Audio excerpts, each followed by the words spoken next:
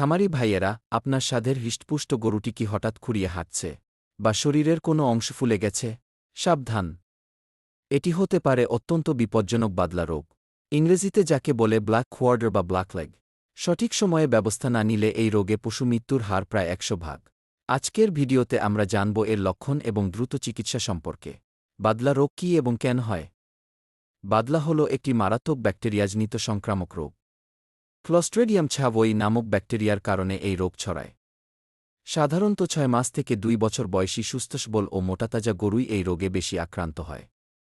বিশেষ করে বর্ষার পরে এই রোগের প্রাদুর্ভাব অনেক বেড়ে যায়। গরু এই রোগে আক্রান্ত হলে মূলত 4টি প্রধান লক্ষণ দেখা যায়। 1. তীব্র জ্বর ও খুঁড়িয়ে হাঁটা। আক্রান্ত গরুর শরীরে 105 থেকে 107 ডিগ্রি পর্যন্ত তীব্র জ্বর আসে এবং গরু খুঁড়িয়ে হাঁটে। 2. মাংসপেশি ফুলে যাওয়া।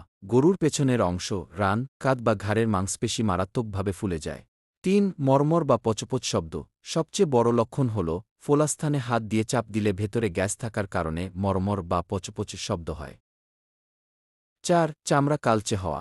আক্রান্ত স্থানের চামড়া খসখসে ও কালচে হয়ে যায় এবং মাংসপেশিতে পচন ধরে। বাদলা রোগের লক্ষণ দেখা মাত্রই দ্রুত চিকিৎসা দেরি না করে অভিজ্ঞ রেজিস্টার্ড পশু চিকিৎসকের পরামর্শ নিতে হবে। চিকিৎসকের পরামর্শ অনুযায়ী সাধারণত যা করা হয়: অ্যান্টিবায়োটিক ইনজেকশন। এই রোগে পেনিসিলিন গ্রুপের ওষুধ, যেমন প্রোকেন পেনিসিলিন অথবা অক্সিটেট্রাসাইক্লিন ইনজেকশন খুব ভালো কাজ করে। অ্যান্টিহিস্টামিনিক। পশুর ব্যথা ও অ্যালার্জি কমাতে হিস্টাফেড বা ডিলার্জেন জাতীয় ইনজেকশন দেওয়া হয়।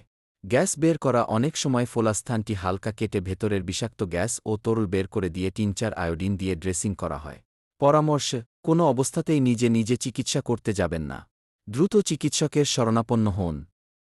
প্রতিকারের চেয়ে প্রতিরোধী উত্তম। এই রোগ থেকে বাঁচতে খামারের গরুকে নিয়মিত বাদলা রোগের টিকা, বেক ভ্যাকসিন দিতে হবে। 3 মাস বয়সের পর থেকেই প্রতি 6 মাস অন্তর চামড়ার নিচে এই টিকা দেওয়া জরুরি।